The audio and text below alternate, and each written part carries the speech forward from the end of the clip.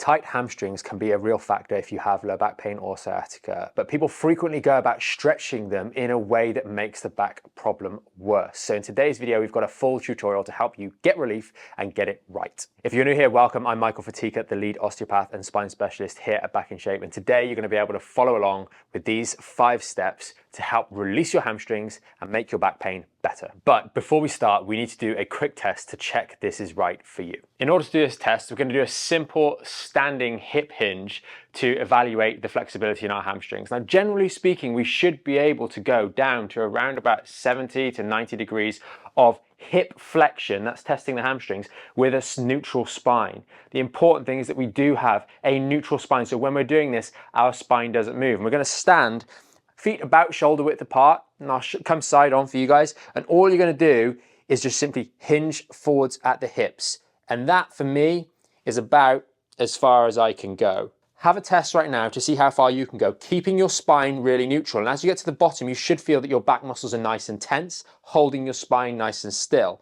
And really, as a test, if you can get yourself all the way down without bending the spine past 90 degrees, then really you've passed this test. You don't need to improve your hamstring flexibility anymore. And you can fast forward to the end of this video where we talk a little bit more about strengthening, because that's going to be really important for you. It's really important when you're doing this test. One of the reasons people fail is because they go like so, and then they just go, oh, I can touch the floor. And make sure, another tip, you've got a slight bend in the knee. We don't want our legs locked out like so, because that's going to strain the back of the knee joint, and that's not the purpose of doing hamstring stretching. So if you failed the test, you couldn't quite go as low as you needed to, down to that 90-degree angle, just like me, then you're ready to get into these 5 steps. And it's ideal if you're well hydrated, if you're a little bit warm before we get into these stretches, because it just makes the stretching a little bit more effective. So really doing them in the second half of the day is also going to be a better idea than first thing when you wake up in the morning. You're a bit cold, you're a bit stiff, you're probably not fully hydrated. So those little tips are going to make this more effective as well. Step number 1 is going to be stretching the hamstring in a way that avoids your back being involved, similar to how we discussed when we were doing the effective testing. And we're going to start off taking a slightly split stance like so. 1 foot forwards, which is the leg we're going to stretch. A slight bend in the knee. You don't need to lift your foot off the ground for this. And then we're going to pivot at the hips. We're going to have our bum going backwards and our spine staying nice and neutral. And steadily, as you go down, you're going to feel the stretch come on at the belly of the hamstring. We should maintain a slight bend in this knee joint, because if we lock the knee joint out like so, you'll find the stretch focuses to the back of the knee, and that's going to be uncomfortable. And we hold it here for 30 seconds, and then we swap over and we do the other leg. Get into position, slightly split stance. Our spine is held neutral with our core engaged. Our bum goes back into the hip hinge, and now with a slight bend through the knee, we feel that stretch in the belly of the back of the hamstrings. We hold it there for 30 seconds, and then we can come out of the stretch and repeat again. Now you're ready to move on to step number 2. The next step, once we've got the basic movement standing, is trying to replicate that movement sitting, because you want to find a comfortable position for the steps we're going to get onto next. And that often means sitting at your desk, somewhere where you can support your upper body weight. Because if you've done the previous stretches with me a moment ago, you'll find your other leg gets a little bit tired while you're standing there. It's helpful for learning how to do it, but it actually is a lot easier to relax into this position once you've got the basic movements down. So what we're going to do in this position is we're going to get into the same position. We're going to have our spine nice and neutral. We're going to have a slight bend in the knee, and we're going to have our foot out in front of us, ready for the next couple of steps. And then we're just going to support our body weight on a desk, on the, on the counter, whatever it is, your dining table, just so you can get really lazy with the stretch, and move the chair if you need to make yourself nice and comfortable so you can be supported in this position. Now, over the next couple of steps, I can really focus on the stretch rather than holding my own body weight. Hopefully you're now nice and comfortable, you've got something to lean on. I'm going to turn this way just so you can see my body a little bit better as I'm doing this stretch. But for you, feel free to lean on the desk, lean on the table, whatever it is to make yourself comfortable. This is about making the stretch more effective, because there are little hacks and tips we can do to make these stretches work better quickly, so they really get an unlocking effect on those hamstrings. And what we're going to do here is we're going to adopt that same position. You might be leaning on something right now, making it easier. Relax the lower leg, slight bend in the knee here. Hamstring, you're feeling the stretch. We've got a nice neutral spine as we're doing this. And what we're going to do is what's called a PNF stretch. And this is kind of a way of hacking your muscles and tendons so that it causes them to relax more. So you get into this position and hold the stretch, and hopefully you're feeling that right now. We're going to really relax into this stretch with a slight bend in the knee here. And after about 10 seconds, we're then going to take our heel and press it in an arc down into the floor. If you start to do this now, engage your foot, pressing it into the ground, and you'll feel your hamstring muscles activate. But because the ground doesn't move, you're going to stay nice and still. And you really activate, you really engage those hamstrings, again, keeping the spine nice and neutral, keeping the support if you're leaning on the table. We're holding this contraction of the hamstring muscles for 10 seconds. Then we're going to take a big breath in and breathe all the way out and relax completely. Relax, and as you relax that stretch and relax and let go of that tension, you can just slightly press down just above the knee to straighten the leg a little bit. You can stick your bum out a little bit more, and you'll find you get an even more, a little bit of movement, creep out of those hamstrings as you get this stretch to go a bit deeper. You're gonna hold this stretch here for another 10 seconds or so before you slowly pop yourself back up and come out of the stretch. And we're ready for the next part of this third step. So going straight into this next part, you might have just finished the PNF stretching, so you can stay in this position, and you're going to do another 90 seconds to 2 minutes holding this stretch. That's why it's so important that we're resting on something so we're nice and comfortable. Otherwise, we're going to start shaking trying to hold our body up if we were doing the standing variation. So leaning on your desk, just really relax into that stretch.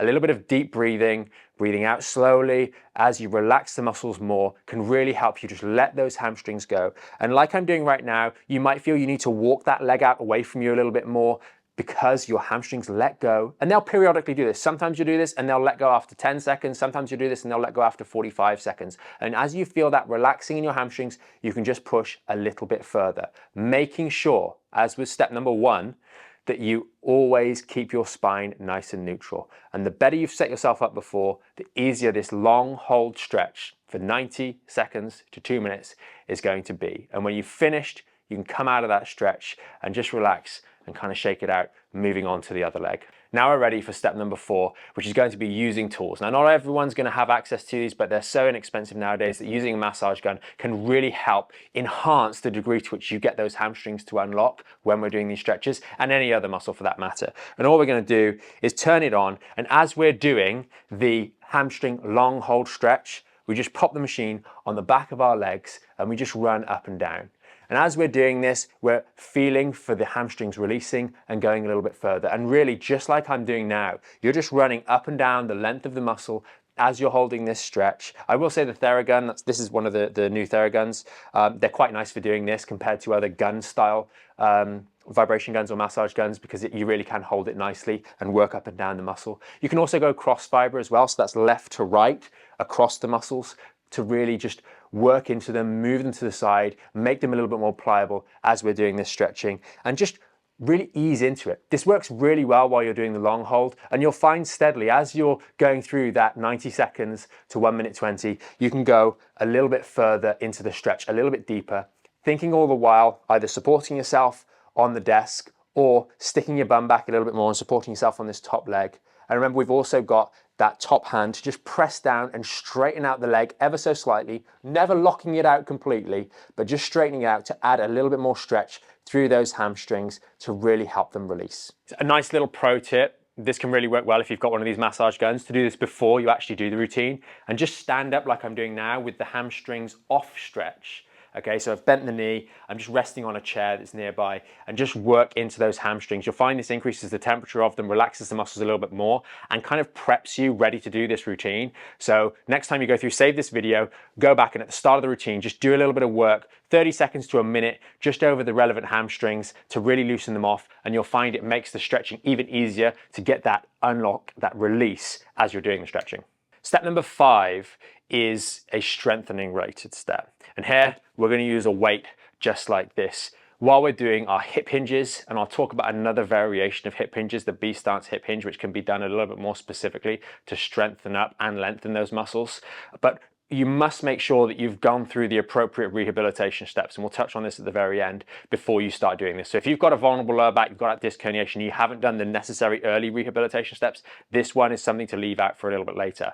But once you've learned to do movements like the hip hinge or the B stance hip hinge, where we have one leg forward, kind of like the stretch at the very start, and then doing a hip hinge, we can really start to focus using a little bit of weight to get a little bit more stretch. So you might do this as an actual stretching routine, so doing it for around about 30 seconds. Again, really important now because we're using weight. Observing neutral spine, core engaged, back muscles engaged, and we get into a slight split stance like so. We hold our weight. If it's a dumbbell, we can hold it like this. We can also use a barbell. Okay, either or, it doesn't really make much difference. And then we're always going to do just that hamstring stretch and hold into this position.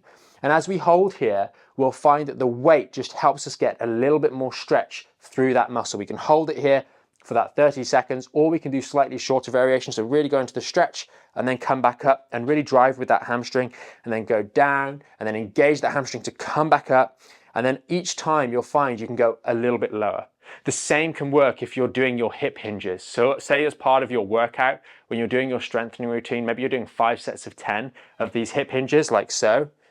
You can always try and work on maybe set 3 and set 4 to just go that little bit lower. As you get towards the bottom of the rep, just slow it down and then drive back up again. Just slow it down, really feel that stretch to the hamstrings and come back up again. Very frequently you'll find that you can do this anyway. You're almost doing it by accident as you're working on those workout sets.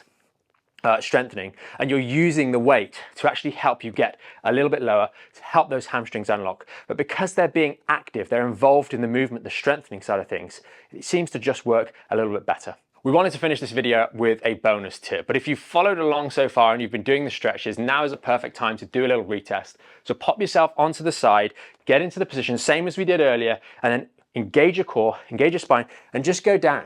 Have a look. Did you go further than you did before? You should really feel, especially if you've been lucky enough to use the massage guns as well, and you follow through, done the initial stretching, then the PNF, then the long hold with the massage gun. You really should find you're going a good bit further on that retest, and we've made an instant improvement. This final bonus tip was make sure that you start incorporating strengthening into building the hamstrings. If you've been struggling with hamstring immobility and a lower back injury, most of the time there are signals coming out of the lumbar spine going to those muscles, hamstrings, the glutes, the calves, causing them to tighten up to try and protect that area. And it's a vicious cycle. And the important thing that you need to do is start to build some real strength in the back and in those muscles so they feel more comfortable to allow a little bit more movement. I always use the example of the first time you've been roller skating and you're very, very tight because you don't have the control to deal with extra movement. But as you get stronger and get more competent at moving around without spraining an ankle or anything like that, you can move more freely on the roller skates. And the same kind of thing happens here. So make sure that you are building strength in your back and in your lower body, including the hamstrings, with the right sort of exercises. And if you want any help with this because you've been struggling with your lower back pain or sciatica, you can check out the link in the description to the free Fixing Back Pain Masterclass, which is an 80-minute workshop, which will give you everything you need to make a start and fix this thing and really improve both the strength and at the right time, the mobility of those hamstrings and hips in general. And of course, we've always got the full Back in Shape membership, which is where we help you take you through the full Back in Shape program to really recover from low back pain, no matter what the diagnosis you've got.